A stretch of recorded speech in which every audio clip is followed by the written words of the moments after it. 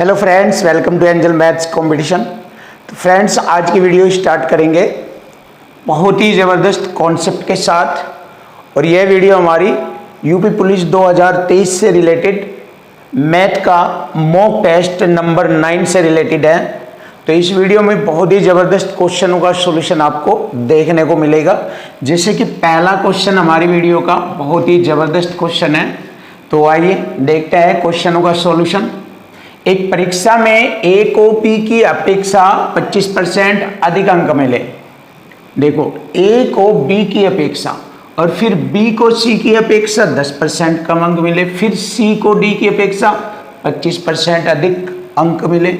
यदि डी को 500 में से 320 अंक मिले हैं तो ए को कितने अंक मिले? तो बहुत ही आसानी से कर सकते हैं। तो इसमें चार बंदे हैं, ए बी सी और डी। तो चारों को लिखेंगे ए बी सी और डी।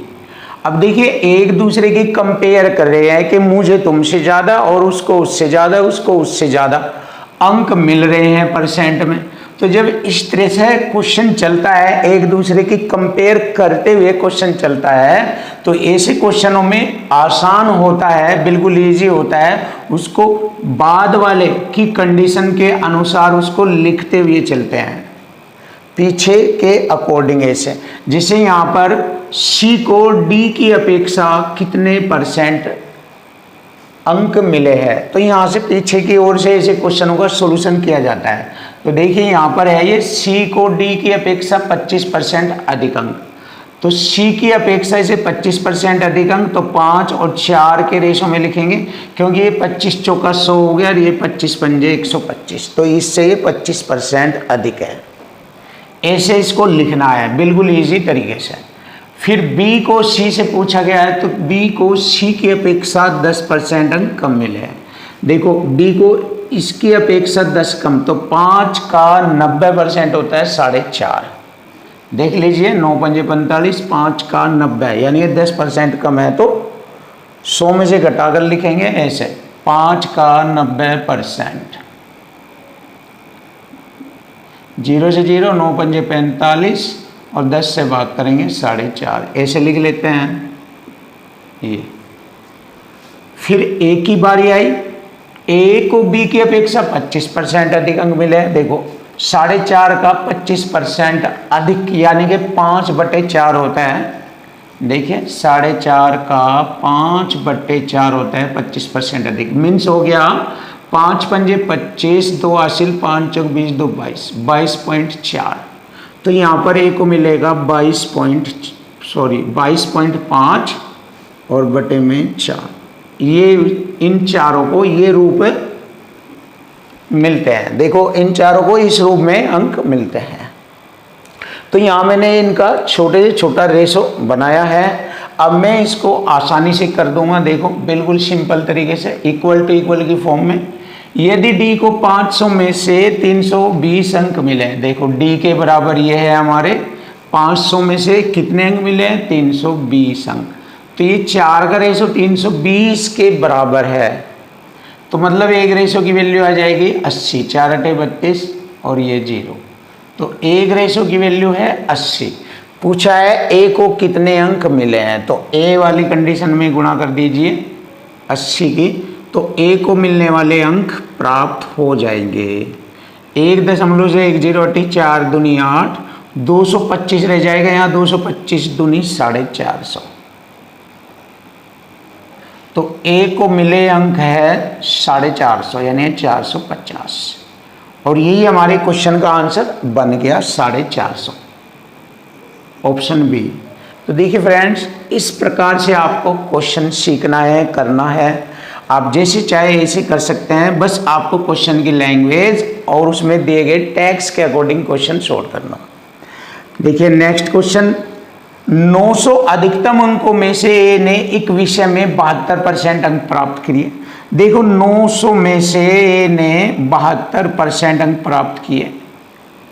दूसरे विषय में अधिकतम 700 अंकों में से 80% अंक प्राप्त करें, यानी 700 का 80%। यदि परिणामी दोनों विषयों को सम्मिलित प्रतिशत पर आधारित हो। दोनों विषयों को सम्मिलित कर लीजिए, मतलब जोड़ लीजिए, और इन दोनों विषयों पर आधारित हो तो बताओ सम्मिलित प्रतिशत कितना है। तो बहुत ही सिंपल और आसान सम्मिलित में जोड़ेंगे। टोटल अंक है हमारे सम्मिलित करने पर 900 और 700 1600। अब यहाँ पर सम्मिलित प्रतिशत हमें ज्ञात हो जाएगा। इसको हल करते हैं। देखो हल करने का ज़बरदस्त तरीका, यहाँ पर इस पद में और इस पद में 100 कॉमन है, और यहाँ पर भी बटे में 16 गुणा 100 लिख सकते हैं इसके 1600 को ऐसे। तो बात वही है सिंपल सी। तो मैंने क्या करा, 2 जीरो से इन 2 जीरो को इस 2 जीरो से काटा, मतलब 100 कॉमन लिया और 2 जीरो से हटा दिया, सिंपल सी। इसको और छोटा कर सकते हैं, 8 कॉमन है यहाँ भी और 8 नंबर 72 यहाँ पर भी। तो 8 से 8 दूनी 16, 8 नंबर 72 और 8 दाई 80। देखिए सिंपल फॉर्म है ये काटने की। अब देखिए 9 नंबर 81% और 10 सतह 70, तो कितना हो गया, 9 नंबर 81 और 70। देखिए 81 और 70 आप जानते हैं 1 8 7 15 151, 151% बटे में 2। तो यहाँ से हमारे क्वेश्चन का आंसर आ जाएगा। देखिए 2 सत्ते 14, 2 पंजे 10, एक बचेगा 2 पंजे 10, यानी ये 75%। तो उन सबका सम्मिलित प्रतिशत था 75%। तो ऑप्शन ए हमारे क्वेश्चन का आंसर बन गया है। Option A 75.5%। क्वेश्चन नंबर 3 बहुत ही जबरदस्त और बेस्ट क्वेश्चन आपके सामने, लाभ हानि का क्वेश्चन है ये, और इसमें डिस्काउंट वगैरह छूट वगैरह भी आपके सामने आती है। तो यहाँ पर आपके सामने ये क्वेश्चन है डिस्काउंट से रिलेटेड। तो एक फोटोग्राफर कैमरे के लिए विज्ञापित मूल्य पर 10% की छूट देता है। तो छूट हमेशा अंकित मूल्य पर दी जाती है, और 20% लाभ प्राप्त करने के लिए 600 रुपये की लागत वाले कैमरे के लिए कितना मूल्य अंकित करेगा। बहुत ही आसान तरीके से देखिए, छूट हमेशा अंकित मूल्य पर ज्ञात की जाती है। तो हमसे अंकित मूल्य पूछा है, तो देखिए ये हमारा अंकित मूल्य हो गया। अंकित मूल्य पर 10% की छूट देता है तो 90% में वस्तु को बेचा जाता है, और 20% लाभ प्राप्त करने के लिए 600 रुपये की लागत वाले कैमरे के लिए कितना मूल्य अंकित करना। तो लाभ या हानि जो है लागत मूल्य पर प्राप्त होती है, लाभ या हानि। तो हमें लागत मूल्य दिया है 600 रुपये, इस पर 20% का लाभ होता है, 100 में जोड़कर लिखेंगे 120। तो देखिए फ्रेंड्स, यहाँ से हमारे क्वेश्चन का आंसर हमें प्राप्त हो जाएगा। क्वेश्चन की लैंग्वेज और इक्वल टू इक्वल से ही मैंने क्वेश्चन सोल्व किया है। अब आपके सामने आंसर आ जाएगा। देखिए 30 से काटूंगा, 30 3 90 और 30 चौका 120, और 3 से मैंने 600 काटा, 200 बार 200 चौका 800। तो वस्तु का अंकित मूल्य था 800 रुपया। देखिए बहुत ही आसान और ज़बरदस्त सॉल्यूशन आपके सामने। ये रहा हमारे क्वेश्चन का आंसर, 800 रुपया अंकित मूल्य, ऑप्शन बी। अब हम नेक्स्ट क्वेश्चन भी देखते हैं और ज़बरदस्त तरीके से इसका सॉल्यूशन भी आपके सामने किया जाएगा। देखिए बहुत ही अच्छा क्वेश्चन है। एक दुकानदार 150 रुपये प्रति किलोग्राम की दर से एक वस्तु खरीदता है, उसमें से 15% वस्तु नष्ट हो जाती है। तो 20% लाभ प्राप्त करने के लिए शेष वस्तु किस कीमत पर बेचनी चाहिए। तो सबसे पहले वह खरीदता है 150 रुपये प्रति किलोग्राम की दर से वस्तु को। देखिए उसने खरीदा है 150 रुपये प्रति किलोग्राम की दर से वस्तु को, प्रति किलोग्राम। प्रति किलोग्राम का मतलब होता है 1 किलोग्राम। लिखे या मत लिखे मर्जी है, वैसे लिख देता हूँ 1 किलोग्राम। उसमें से 15% वस्तु नष्ट हो जाती है। तो 1 किलोग्राम का 15% जब उसमें से नष्ट हो जाती है तो 85% उस वस्तु का शेष रह जाता है, जो कि मैंने यहाँ पर लिख दिया। तो 20% लाभ प्राप्त करने के लिए, अब लाभ या हानि हमेशा क्रय मूल्य लागत मूल्य पर ज्ञात की जाती है, जो कि हमारा 150 रुपये है। इस पर मुझे 20% का लाभ प्राप्त करना, तो 100 में जोड़कर लिखूंगा 120। तो इस शेष वस्तु को, ये जो शेष रह गई 85%, इसको किस कीमत पर बेचा जाना चाहिए। अब ये विक्रय मूल्य हो जाएगा यहाँ। चलिए अब हम इसको हल करेंगे, बहुत आसान। देखिए परसेंट से मैंने परसेंट और 5 से काटा इसको 17 बार, 5 से 30 बार, 12 3 36 और 2 0 ये लगेगी दोनों। 3600 को अगर मैं भाग दे दूँ 17 से तो हमारे क्वेश्चन का आंसर हमें मिल जाएगा बहुत आसानी से। देखिए 17 दूनी 34, 2 बचा हो गए 20, 17 ही कम 17, 3 बचा हो गए 30, 17 ही कम 17, 13 बचेगा और बटे में भाजक संख्या 17। तो देखिए ये हमारे क्वेश्चन का आंसर हमें मिल चुका है 211 से ही 13/17। तो शेष वस्तु किस कीमत पर बेची गई? 211 से ही 13/17 रुपये प्रति किलोग्राम की कीमत से बेची गई। ऑप्शन डी हमारे क्वेश्चन का आंसर आसानी से बन जाता है। तो फ्रेंड्स बहुत ही ज़बरदस्त क्वेश्चनों का सॉल्यूशन आपको मिलेगा, आगे भी मिलेगा और मिलता रहेगा, देखते रहिए। क्वेश्चन नंबर 5 बहुत ही सुपर और बेस्ट क्वेश्चन आपके सामने। एक व्यक्ति ने किसी धनराशि को चक्रवृद्धि ब्याज पर निवेश किया। वह राशि 2 वर्ष में 2420 रुपये और 3 वर्ष में 2662 रुपये हो गई। वह मूलधन राशि बताए। बहुत ही बेस्ट क्वेश्चन है चक्रवृद्धि ब्याज का। देखिए 2 वर्ष में ये अमाउंट हो जाता है, मिश्रधन हो जाता है 2420 रुपये और 3 वर्ष में 2662 रुपये हो जाता है। तो देखिए इसको छोटा करेंगे जिससे कि हमारी कैलकुलेशन आसान हो जाए, मूलधन राशि आसानी से हम ज्ञात कर सकते हैं। तो देखिए फ्रेंड्स बहुत ही आसान तरीके से काटेंगे इसको। 22 एकम 22, 2 बचेगा 22 एकम 22 और 1 0। फिर इसको भी काटेंगे 22 से, 22 एकम 22, 4 बचा हो गए 46, 22 दूनी 44, 2 बचेगा 22 एकम 22। और भी इसको छोटा कर सकते हैं। देखिए 11 धाम 110 और 11 से 121 11 बार।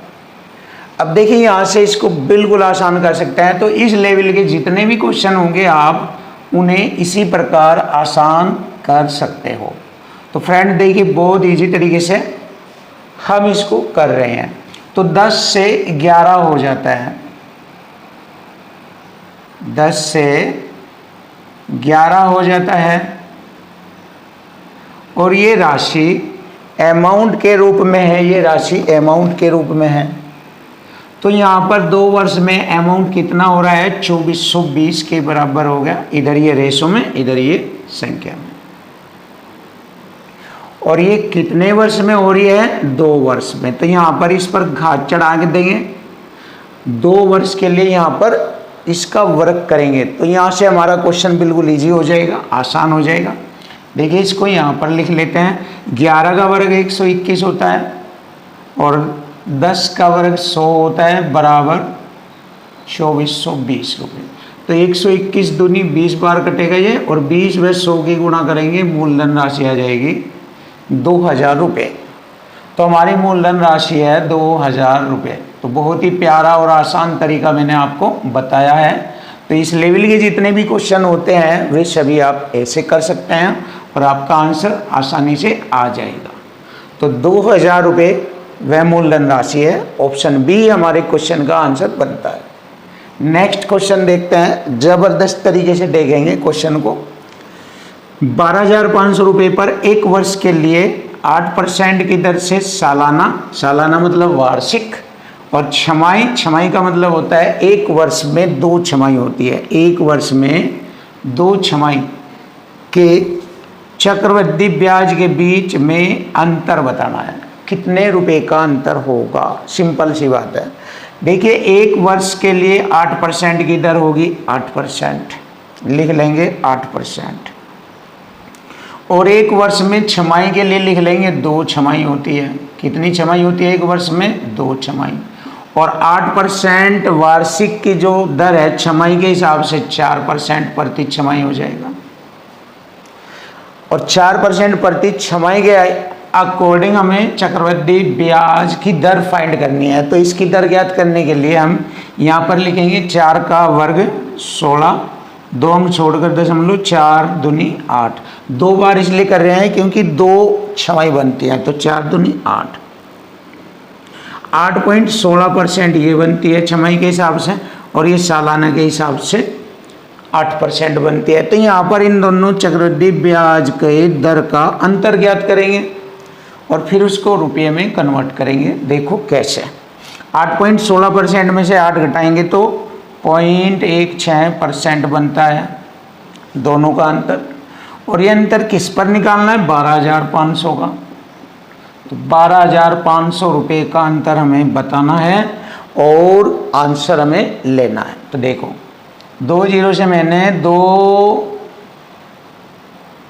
दशमलव हटाए, 2 अंक छोड़कर दशमलव हटाए। प्रतिशत का बटे मैंने 100 किया। 25 चौका 100, 25 पंजे 125, 4 चौक 16, 4 पंजे 20। तो 20 रुपये अंतर होगा और यही हमारे क्वेश्चन का आंसर आसानी से बन जाता है, ऑप्शन सी।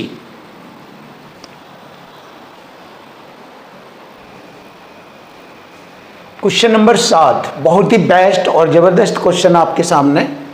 10 और 50 के मध्य एक रूढ़ संख्या है। एक रूढ़ संख्या को हम अभाज्य संख्या भी कह देते हैं। और रूढ़ संख्या या अभाज्य संख्या आप जानते हो कौन सी होती है? 2, 3, 5, 7, 11, 13, 17, 19, इस तरह से हमारी रूढ़ या अभाज्य संख्या होती है ऐसे। अब उसने कहा है कि उसके अंकों के उलटफेर से कोई प्रभाव नहीं पड़ता। देखो 10 और 50 के मध्य एक रूढ़ संख्या है और उसके अंकों के उलटफेर से कोई प्रभाव नहीं पड़ता, तो उस संख्या का वर्ग बताना है। तो देखिए ऐसी संख्या हमारी जिसके अंकों के उलटफेर से कोई प्रभाव नहीं पड़ता, वह 11 है, 22 है, 33 है, 44 है। 10 से 50 के बीच तो ये वाली संख्या होती है 11, 22, 33 और 44। इनके अंकों को उलट पुलट करने से इन पर कोई प्रभाव नहीं पड़ता। लेकिन उसने एक शर्त रखी है कि वह संख्या रूढ़ संख्या होनी चाहिए, जबकि हमारी ये रूढ़ संख्या नहीं है। 44 तो कट जाता है, ये तो भाज्य संख्या होगी। 33 भी कट जाएगा 11 से, 3 से, और 22 भी कट जाएगा 2 से, 11 से। तो ये 3 जो संख्या है ये रूढ़ संख्या नहीं है, बट इसमें रूढ़ संख्या 11 है, यानी कि अभाज्य संख्या 11 है, ये रही यहाँ पर। तो इस संख्या 11 का वर्ग करने पर क्या प्रभाव होता है ये पूछा है। तो देखिए इस संख्या का वर्ग करो और हमें आंसर प्राप्त होगा। 11 का वर्ग 121। तो हमारे क्वेश्चन का आंसर आ गया 121, ऑप्शन सी। जो संख्या में रूढ़ संख्या प्राप्त हुई है उस संख्या का वर्ग पूछा है इसने, तो 11 का वर्ग होता है 121, ऑप्शन सी। अब नेक्स्ट क्वेश्चन बहुत ही अच्छा, सुपर। एक लड़के को कागज पर 7 रेखाएं खींचनी है। देखिए ये सभी क्वेश्चन आपको बड़ी हेल्प करेंगे UP police 2023 UP police constable exam के लिए। ये बहुत ही खतरनाक जबरदस्त क्वेश्चन आपके लिए है, तो इन्हें सीखो, समझो और इनकी कैलकुलेशन वगैरह आदि फास्टली तरीके से करो और सेकंडों में क्वेश्चन देखो। एक लड़के को कागज पर 7 रेखाएं खींचनी है, 7 रेखाएं। प्रत्येक रेखा पहली रेखा से 2 गुनी है। देखिए क्वेश्चन की लैंग्वेज टेक्स्ट से समझो। यदि प्रथम रेखा 2 सेंटीमीटर लंबी है तो 7वीं रेखा बताओ। जब प्रथम रेखा 2 सेंटीमीटर लंबी है और प्रत्येक रेखा कह रहा है पहली रेखा से दुगनी होती जा रही है, तो ऐसी 7वीं रेखा कितनी लंबी होगी? तो देखिए पहली रेखा 2 सेंटीमीटर है, आगे की हर रेखा पहले वाली रेखा से दुगनी होती जा रही है, तो हमें 7वें नंबर पर जाना है। पहला नंबर ये हो गया, दूसरा, तीसरा, चौथा, 5वां, छठा, 7वां, यहाँ पर आना है। तो 2 दूनी 4, 4 दूनी 8, दूनी 16, दूनी 32, दूनी 64, दूनी 128। तो देखिए 7वीं रेखा होगी 128 सेंटीमीटर लंबी। तो 7वीं रेखा की लंबाई पूछी है 128 सेंटीमीटर। बहुत ही आसानी से क्वेश्चन का आंसर आ चुका है। देखते हैं ऑप्शन ए हमारे क्वेश्चन का आंसर बनता है, ऑप्शन ए।